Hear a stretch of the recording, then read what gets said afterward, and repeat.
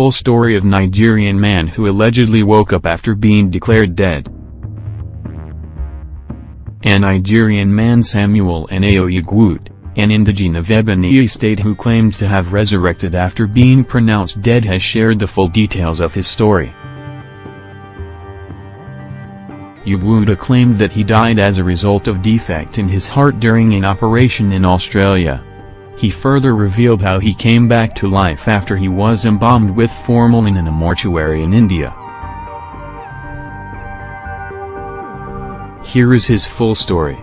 I am Mr. Samuel Anayo Ugwute, an indigene of Ebonyi state, born and brought up in Owerri Delta State. About 4 months ago, I was diagnosed of a ventricular center defect, that is a hole within the walls of my ventricle. It is a serious cardiological problem said to be common with infants. Ugwute claimed that he died as a result of defect in his heart during an operation in Australia. After several cardiological examinations which proved positive, the doctors said my heart was already condemned and the only solution was to go for a heart transplant. The initial minor surgery carried out to cover the holes proved abortive. So, I was asked to go for an orthopedic heart transplant which cost 24 million naira including other expenses. There was no money. We wrote to the state government who assisted with a little sum. My church assisted me, friends and family contributed too.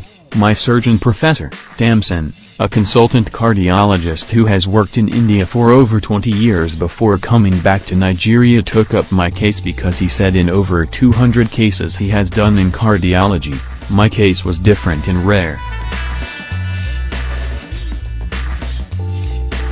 He spent huge sums of money on my case. He used his influence to attract many heart foundations to subsidize the cost of the operation. The surgery was scheduled to take place 4 weeks ago, but because I could not come up with enough money for flight and other expenses, the schedule was aborted. Unfortunately, more complications arose because I was unable to meet up after 100 days time frame of carrying an artificial heart elapsed. Finally I gathered enough money, and I left for India on Friday, June 9, 2017, but the doctors turned me back because I was 4 weeks late, and there was no way I was going to survive. So my doctor through his influence contacted a friend in Australia who had a private jet, and I was flown straight to Australia in a flight which lasted for 12 hours. On getting to Australia, the doctors there said there was 80% chance of death, and 20% of survival. When I heard this I turned to my family for prayers. Before going into the theater, I prayed to God and reminded him of my covenant of life with him. Entering the theater, I gave up the ghost as the first knives cut to get the position. Having given up the ghost, I was told they recorded the death time as 4 a.m. of the faithful. My family was contacted and my corpse was taken back to India in another 13 hours flight. On getting back to India, my corpse was deposited in the mortuary, but after some minutes I woke up and I felt cold, so I started shouting, and when one of the nurses heard me, instead of coming to my rescue she ran away out of fear.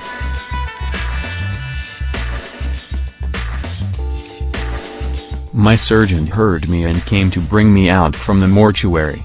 Coming out I discovered that my whole body was covered in formalin, a preservative used on dead bodies. At this development, my family was contacted telling them I am alive. After having a warm bath to wash off the formalin, I saw everybody dancing and rejoicing at the hospital in India. I was speechless. The only word that came out from my mouth was "take me home." All through the period I was pronounced dead, all I could see were doctors on white performing a surgery on me. I ended up not having the surgery I went for, and after another round of cardiological examination, the doctors found out that there were no longer holes in my heart, everything disappeared, and that I was perfectly okay. I kept on insisting to go home, and after my doctor in Nigeria was contacted to tell him I was perfectly okay, they took me to the airport and I boarded my flight to Lagos.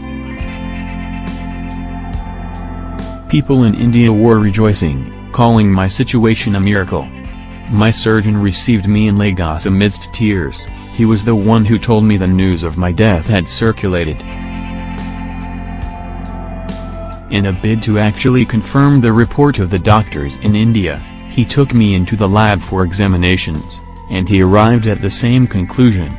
I came back to Akbar yesterday, being June 14, 2017, totally okay and fine. I thank God, because I know He heard the prayers of my father when the surgeon told my father I was dead. He rejected the news. His faith kept me going. The prayer of my pastors as well as that of my father, Pastor John Ugwute, brought me back, he said. Nigerian